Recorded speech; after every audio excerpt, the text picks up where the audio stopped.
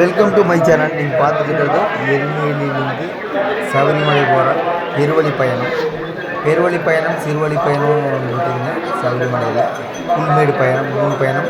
இப்போ வந்து இது எருமேலியிலிருந்து அழுத போகிற வழிங்க. பாருங்கள், பூரா காடு தான். அழுதமலையிலேருந்து தான் பெருவழி ஸ்டார்ட் ஆகுது. இப்போ போகிற ஐயப்ப பக்தர்களுக்கும் சில பேர்த்துக்கும் தெரியலனா தெரிஞ்சுக்குங்க. அதாவது எருமேலி டு அழுதமலைங்கிறது சுமார் 13 கிலோமீட்டர். அந்த 13 கிலோமீட்டர் இந்த மாதிரி தான் இருக்குன்னு ரோடு. அதாவது இந்த காட்டு வழி தான் போயாகணும். அதாவது இங்கே டைமிங் பார்த்தீங்கன்னா காலையில் 8 மணிலேருந்து ஈவினிங் 4 மணி வரைக்கும். அதுக்கப்புறம் செக் போஸ்ட்டில் பிளாக் பண்ணிடுவாங்க, அங்கே ஆல்ட் ஆக வேண்டியது தான்.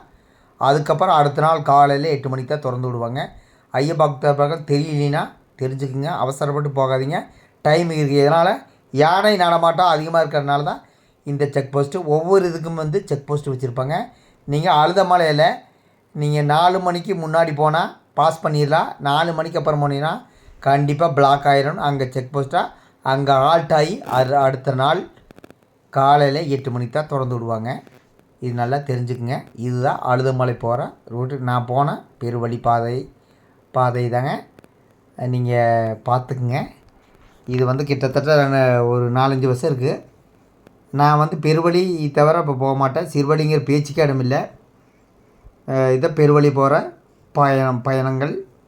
அதாவது காலையில் 7 டு ஈவினிங் 4ங்கிறது 3 மணிக்கும் பிளாக்கான ஆகிடுங்க. என்ன காரணம்னா யானை நடப்பாட்டம் ஃபாரஸ்ட்டு கண்ட்ரோல் வந்துடும். நிறைய பேர் தெரியாமல் போகிறதுனால யானைக்கிட்ட சிக்கிடுறாங்க. அதனால தான் இந்த பெருவழியின் பயண திட்டங்கள் தெரியலனா அங்கேயே போர்டு இருக்குது, தெரிஞ்சுக்குங்க. மொத்தத்தில் இது பெருவழி எப்படி இருக்குதுன்னு பார்த்தீங்கன்னா பூரா காட்டு வழி தான். மேலே ஹில்ஸு இறங்க. இப்போ வந்து அழுத பார்ட்ரு மேலே ஏறிட்டு இருக்கிறேங்க. அழுத மலை ஏற்றம் இல்லைங்க, அழுத பார்ட்ரு.